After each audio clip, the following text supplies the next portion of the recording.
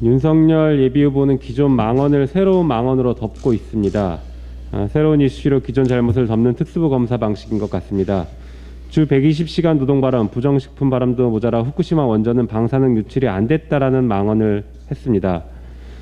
이런 주장은 올림픽을 통해 후쿠시마 부흥을 기원하는 일본조차도 하지 않는 주장입니다. 일본 극우도 어리둥절할 일입니다. 후쿠시마 원전 사고는 국제 원자력 사고 등급 중 최고 위험 단계인 7단계로 체르노빌 원전 사고와 동일한 등급입니다.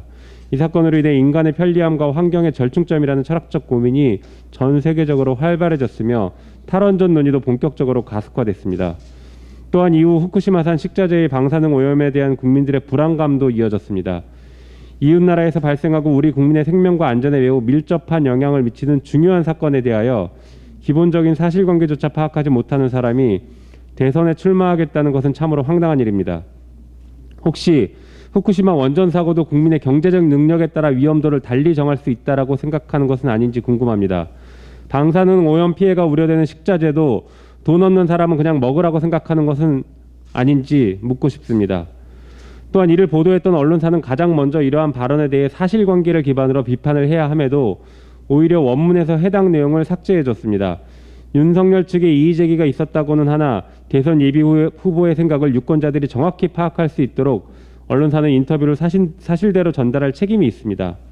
그럼에도 불구하고 객관적인 검증 대신 문제성 발언을 삭제해준 것은 결국 특정 후보에 대한 노골적인 편들기라고 의심됩니다. 해당 언론사의 정치적 편향 문제는 이번뿐만 아니라 계속 지속되고 있습니다.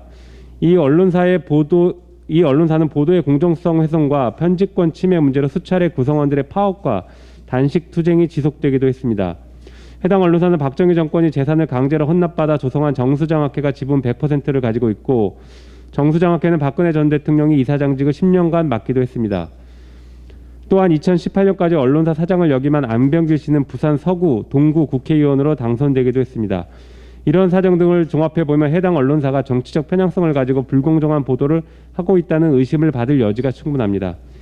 민주당은 국민이 제대로 된 정보를 제공받을 수 있도록 더 나은 언론 환경을 만들 방안을 찾도록 하겠습니다. 한편 또 다른 국민의힘 대선 예비후보인 최재형의 대선 출마 선언식 모습은 실소를 자아냈습니다. 취재진의 기본적인 질문에도 잘 모른다, 공부하겠다라는 말만 반복하는 모습을 보였습니다. 최재형 예비후보는 출마 선언을 하겠다라는 것인지 수험 생활을 시작하겠다는 것인지 혼란스럽습니다. 대통령 후보 자리는 성장 드라마를 찍는 곳이 아닙니다.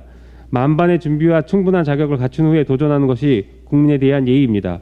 경험 없어도 공부만으로 세상을 다 안다는 착각에 빠진 사법 엘리트 출신의 오만함이 그대로 보입니다. 윤석열, 최재형 두 예비후보는 앞으로 준비하겠다라는 것이 아니라 이제는 준비된 비전과 미래를 국민께 설명해야 합니다. 그럴 용기와 자신이 없으면 국가를 위해 물러나는 것이 봉사하는 것임을 깨닫기 바랍니다.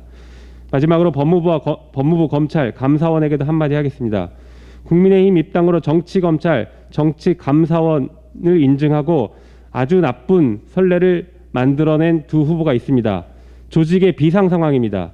검찰과 감사원은 국민 신뢰와 정치적 중립성 회복을 위해서 윤석열, 최재형의 정치적 판단으로 왜곡시킨 사건들이 없었는지 모든 사건을 원점에서 재점검하고 그 결과를 국민께 보고해야 합니다. 이상입니다.